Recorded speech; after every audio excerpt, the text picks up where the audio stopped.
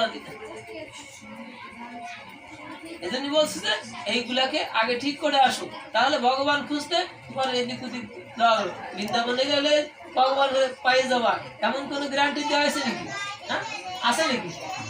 বৃন্দাবনে চলে যাবো, ওইখানে যে ভগবান, এর ভিতরে তো আছে ভগবান, এর আগে খোঁজো, এর খুঁজে যদি পাবো ওখানে গেলে প্রাপ্তিটা সহজ। হ্যাঁ, এই যে একটা লাইট, এর একটা গ্যারান্টি দিয়ে দেয় না, দেখি না, একটা লাইট গ্যারান্টি দিয়ে দেয় যে তোমার 1 বছরের ওয়ারেন্টি কার্ড দিয়ে দেয়, তাই না?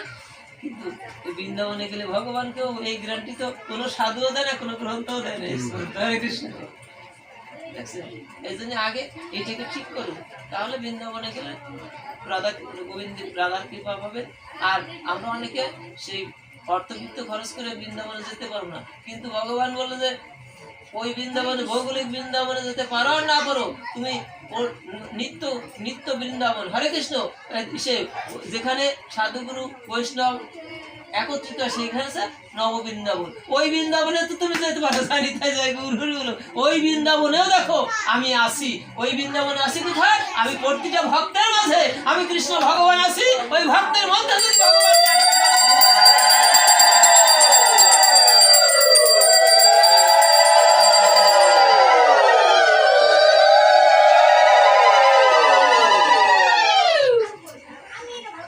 আজকে আমাদের এই ঝুলন যাত্রা ভাগবতী প্রসঙ্গ 5 দিন পর্যন্ত চলবে।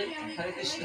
5 দিনের প্রোগ্রাম, ভাগবতীয় ভাগবত কথা, রাজা বিরাজ রাষ্ট্রমূর্তি মহারাজ পরীক্ষিত অভিসম্পদগ্রস্ত হলেন, এইখান থেকে তো ভাগবতের উৎপত্তি, এই তো। হরে কৃষ্ণ। এই ভাগবতটা কি? ভাগবত হচ্ছে কি? ভগবান ভাগবতের স্কন্ধ কয়টা? 12টা না? দ্বাদশ স্কন্ধ। হ্যাঁ, ভগবান বললো যে এই দ্বাদশ স্কন্ধের ভিতর এই প্রথম যে 2টা স্কন্ধ, প্রথম এবং দ্বিতীয় স্কন্ধ আছে ভগবানের রাঙ্গা রাতুল চরণ, আর তৃতীয় চতুর্থ স্কন্ধ আছে কি? ভগবানের এই উরুদয়। পঞ্চম এবং ষষ্ঠ হচ্ছে কি? ভগবানের এই পার্শ্বদেশ।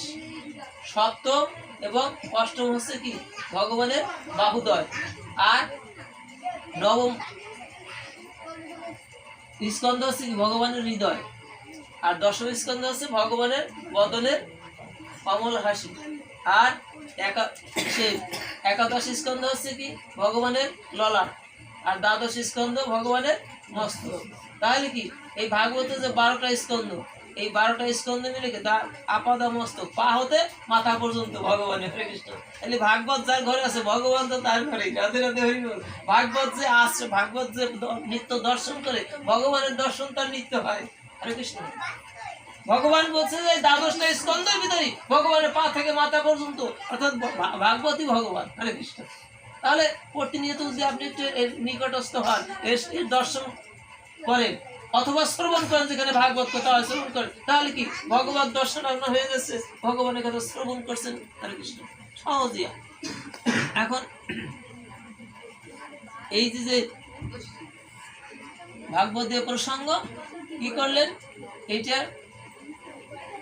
এই ভাগবতটা রচনা আগেই হয়নি।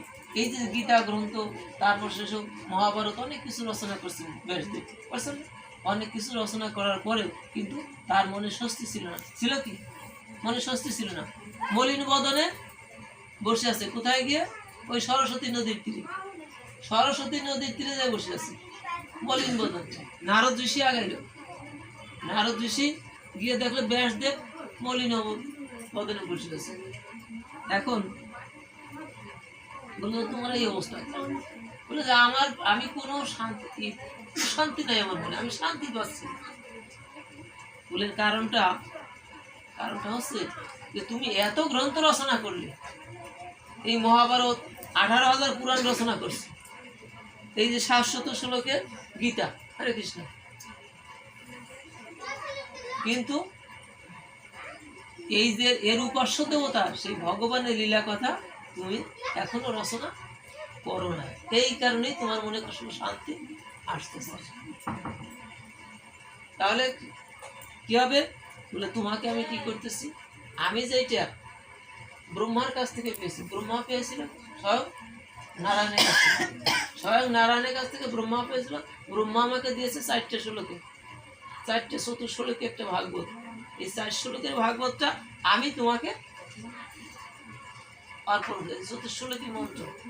ঠিক আছে, এই বাসুদেব মন্ত্র যখন দিল তখন কি হলো? তখন এই যে